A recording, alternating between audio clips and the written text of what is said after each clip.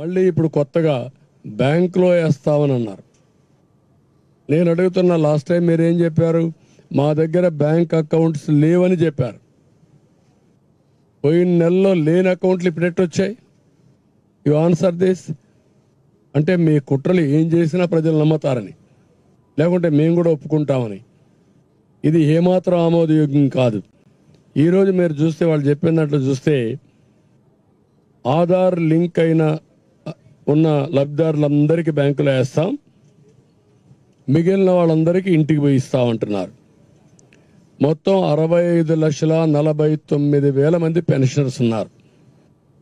దీంట్లో 48,92,000 మందికి లింకులు దొరికాయి, వీళ్ళకి అకౌంట్లు దొరికాయి. అంటే 75% వాళ్ళకు నేరుగా బ్యాంకులు వేస్తూ ఉంటారు. మిగిలిన వాళ్ళందరూ ఎవరైతే వికలాంగులు, లింకులు లేని వాళ్ళు, పోలేని వాళ్ళు, అనారోగ్యంగా ఉండేవాళ్ళు, వాళ్ళు 16,57,000 మంది ఉన్నారంటున్నారు. ఎవరు పోలేరు? మీ దగ్గర లింక్ అడ్రస్ ఉందా? వెరిఫై చేశారా మీరు? ఎప్పుడు వెరిఫై చేశారు? రాత్రి చేశారా? మీరు 65,49,000 మంది ఎవరు వికలాంగులు, ఎవరు ఆరోగ్యంగా బాగలేరు, ఎవరు నడవలేరు అని మీకు తెలిస్తే అంటే పోయి వెరిఫై చేసిన వాళ్ళకే ఇవ్వచ్చు కదా ఇంటి తెరిపి. నేను అడుగుతున్నాను, నీకు 75% అకౌంట్లు ఉన్నాయంటున్నారు, 25% అకౌంట్లు లేవంటున్నారు. పోయినసారి మా దగ్గర అకౌంట్లో లేవన్నారు.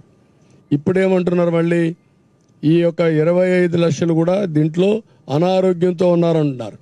అనారోగ్యంతో ఉన్నారని నీకెడ తెలిసింది? ఎప్పుడు చెక్ చేసావు నువ్వు? దాన్ని బట్టి ఆలోచించుకుంటే బోగస్ ఇన్ఫర్మేషన్తో వీళ్ళు కాలయాపన చేస్తున్నారు.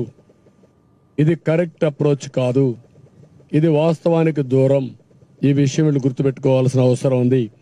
ప్రజల్ని మోసం చేయొద్దండి. ప్రభుత్వ యంత్రాంగం బాధ్యతాయుతంగా పనిచేయాలి తప్ప బాధ్యత రహితంగా పనిచేయడం కరెక్ట్ కాదని కూడా హెచ్చరిస్తున్నా. మళ్ళీ ఇప్పుడు కొత్తగా బ్యాంకులో వేస్తామని అన్నారు. నేను అడుగుతున్న లాస్ట్ టైం మీరేం చెప్పారు?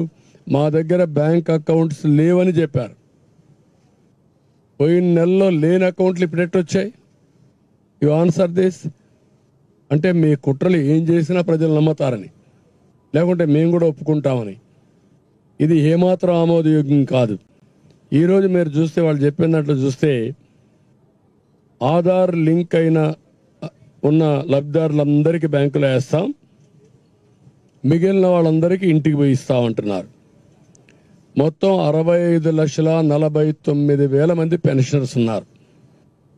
దీంట్లో 48,92,000 మందికి లింకులు దొరికాయి, వీళ్ళకి అకౌంట్లు దొరికాయి. అంటే 75% వాళ్ళకు నేరుగా బ్యాంకులు వేస్తూ ఉంటారు. మిగిలిన వాళ్ళందరూ ఎవరైతే వికలాంగులు, లింకులు లేని వాళ్ళు, పోలేని వాళ్ళు, అనారోగ్యంగా ఉండేవాళ్ళు, వాళ్ళు 16,57,000 మంది ఉన్నారంటున్నారు. ఎవరు పోలేరు? మీ దగ్గర లింక్ అడ్రస్ ఉందా? వెరిఫై చేశారా మీరు? ఎప్పుడు వెరిఫై చేశారు? రాత్రి చేశారా?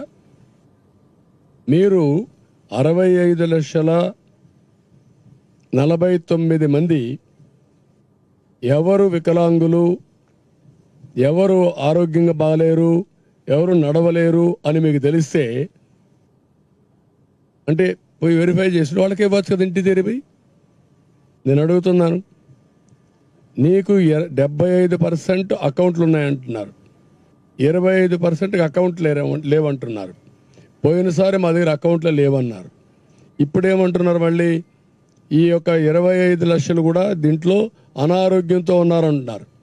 అనారోగ్యంతో ఉన్నారని నీకెడ తెలిసింది? ఎప్పుడు చెక్ చేసావు నువ్వు? దాన్ని బట్టి ఆలోచించుకుంటే బోగస్ ఇన్ఫర్మేషన్తో వీళ్ళు కాలయాపన చేస్తున్నారు. ఇది కరెక్ట్ అప్రోచ్ కాదు, ఇది వాస్తవానికి దూరం. ఈ విషయం వీళ్ళు గుర్తుపెట్టుకోవాల్సిన అవసరం ఉంది. ప్రజల్ని మోసం చేయొద్దండి. ప్రభుత్వ యంత్రాంగం బాధ్యతాయుతంగా పనిచేయాలి తప్ప బాధ్యత రహితంగా పనిచేయడం కరెక్ట్ కాదని కూడా హెచ్చరిస్తున్నా.